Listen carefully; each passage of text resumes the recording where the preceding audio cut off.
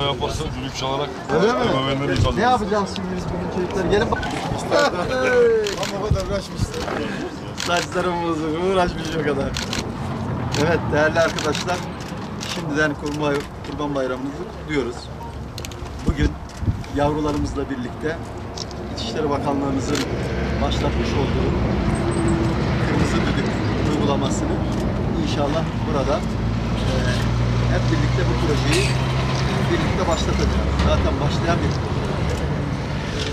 Tabii biliyorsunuz özellikle bayramlar her türlü sevincin, mutluluğun paylaşıldığı günlerimiz ama maalesef ülkemizde yaşanan her yıl özellikle bayram günlerinde yaşamış olduğumuz trafik kazaları bizim bu sevincimizi hüzne ve acıya maalesef dönüştürüyor.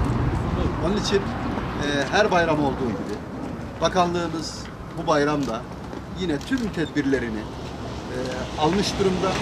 Karayollarında gerek güvenlik, emniyet, her türlü konuda işte belli aralıklarla yapmış olduğumuz uygulama noktalarıyla sürücülerimizin trafik kurallarına uymaları noktasında bir taraftan uyarılarımızı yaparken diğer taraftan da bu bayramın hüzne ve acıya dönüşmemesi için her türlü tedbirleri ilimiz için aldık.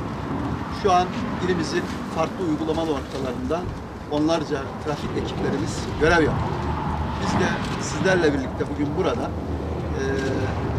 sürücülerimizin, yoldan geçen sürücülerimiz, yolcularımızı birlikte hem denetleyeceğiz, hem onların bayramlarını kutlayacağız. Diğer taraftan da her zaman söylediğimiz gibi biz şunu özellikle üzerinde durmak istiyoruz.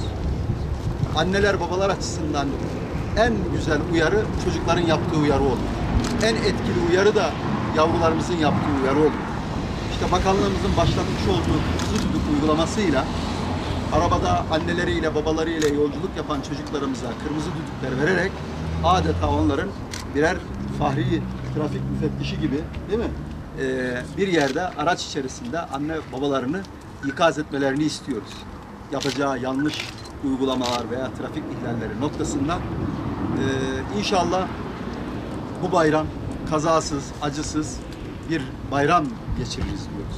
Bayram süresince yüz binlerce insanımızın trafikte olduğu bu dönemlerin inşallah bizim için bu güzel ve mutlu geçecek olan bayramımız acı ve hüzne dönüşmesin diyoruz.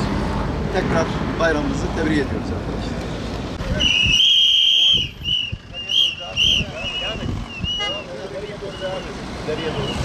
Hayırlı bayramlar, hayırlı yolculuklar diliyoruz. Güzel bir bayram. İnşallah bu bayramın güzellikleri, mutluluğu acıya ve hüzne dönüşmez. Biz de bu bayram bu uygulama yapıyoruz. Anne babalara en güzel yaptırım çocuklar üzerinden oluyor. Nazlı mı? Nazan. Senin adın ne oğlum? Muhammed'e de şimdi bak. Gel. Hadi bakayım. Hadi bakayım. Cimcimem benim. Aferin. He. Şimdi ne yapacaksın biraz sonra babana? Arabada giderken? Hızlı giderse ne diyeceksin? Ne yapacaksın? Söyle bakayım bana. Çal bakayım şimdi bir düdüğü. Düdüğü çal. Arabada. Heh. Evet. Baba diyeceksin, hızlı gidiyorsun diyeceksin. Gitme hızlı diyeceksin. Evet, değil hemen mi? düdüğü çalacağım. Sen de vereyim mi düdüğü? Bakın bugün trafik müfettişlerimiz bak. Hepsi bunlar. Arkada kimler oturuyor bakayım? Öyle mi? Oo, siz bayağı falan. Onlara da birer tane şey verelim şimdi. Kırmızı. Gel, uyuyor mudur? Onlara birer tane de tişört verin bakalım şöyle. Çal bakayım bir düdüğü. Hadi bir çal. Heh. Baba diyeceksin, hızlı gitme diyeceksin. Değil mi? Artık öyle yapacağız. Evet. Bir fotoğraf çekme şansımız var. Bir çekelim hadi gelin bakalım. Evet. Hadi hayırlı yolculuklar sizlere. Teşekkür ederim. Var mıdır bir isteğiniz? Sağ olun. Aman dikkat. Trafikte hanginiz? He. Trafikte tabii farklı. Öyle mi? Evet, bunlara mı bakıyor? Hızlı araba bunların. Bir gelin bakayım artık ya.